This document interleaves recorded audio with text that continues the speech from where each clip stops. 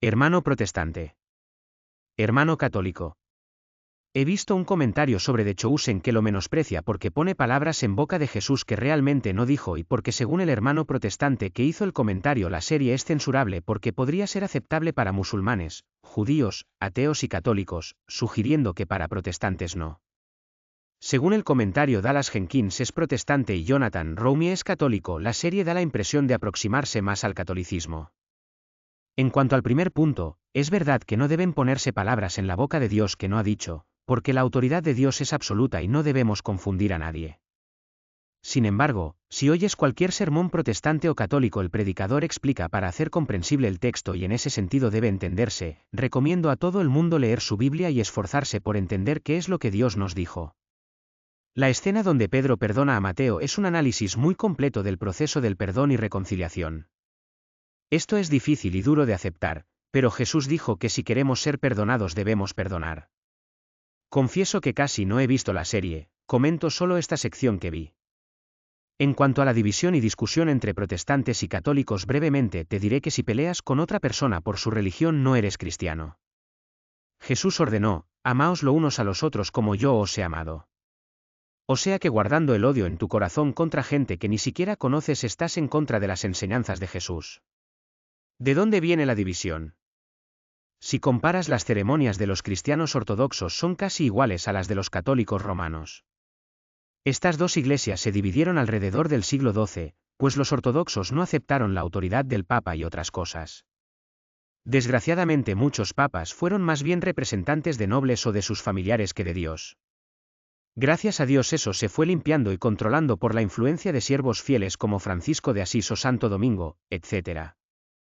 Otros sacerdotes católicos valientes reclamaron la necesidad de que la Biblia fuera traducida a las lenguas de cada pueblo. Nombres como Casimiro Reina o Cipriano de Valera, John Wycliffe, Martín Lutero tradujeron la Biblia y promocionaron su lectura. Tristemente hubo que esperar hasta el Concilio de Trento para que las autoridades de la Iglesia Católica reconocieran su error y permitieran la lectura de la Biblia en todos los idiomas y quitaran las indulgencias por dinero. Sin embargo, Lutero y compañeros no renegaron de la Santísima Virgen ni de la santidad e importancia de la Eucaristía. El que vaya a una ceremonia luterana o anglicana encontrará muchas similitudes con una misa católica, porque esto no es un invento católico, viene desde los primeros cristianos judíos seguidores directos de Jesús.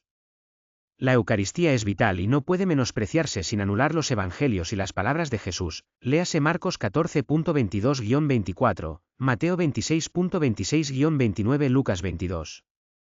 17 a 20. Por otro lado, decir que somos salvos por gracia y no debemos guardar la ley para ser salvos es la mayor hipocresía y niega las palabras de Jesús. No todo el que me dice Señor, Señor entrará en el reino de los cielos, sino el que hace la voluntad del Padre que está en los cielos.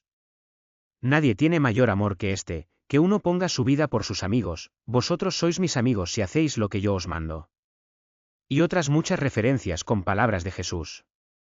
En cuanto a la devoción a la Santísima Madre de Dios está en la Biblia. Si a uno de los principales mensajeros de Dios se le ordenó dar honor y alabanza a María, leer Lucas 1, 26-38 y Proverbios 31, 31.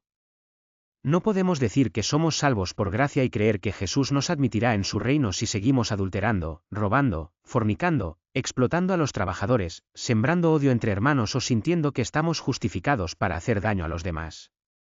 Actualmente las iglesias protestantes norteamericanas son feroces contra los católicos y no se dan cuenta que están siguiendo un pleito entre el rey de Francia Luis XIV y el rey de Inglaterra.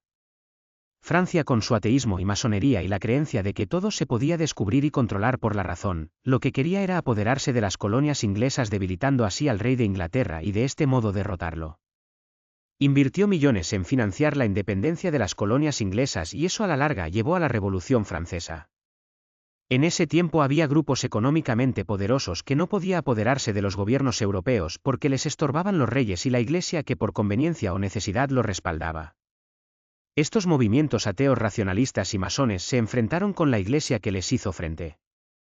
En los recién fundados Estados Unidos no pudieron hacer un Estado ateo porque allí estaban los inmigrantes puritanos y otros grupos que defendieron las ideas religiosas de quienes se refugiaron en estas colonias por la persecución de la Inquisición.